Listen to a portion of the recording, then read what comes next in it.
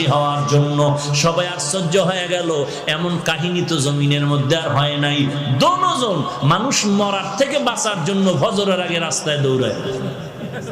কথা ঠিক নেই? কিন্তু ফজরের নামাজ 4 রাকাত পড়তে মসজিদে ঢুকে কেমন কপাল পরা চিন্তা করতে পারেন? যে ডাক্তারের কথায় ফজরের সময় রাস্তায় দৌড়ায়, পাশে মসজিদে নামাজ চলে, 4 রাকাত নামাজে মসজিদে ঢুকে না।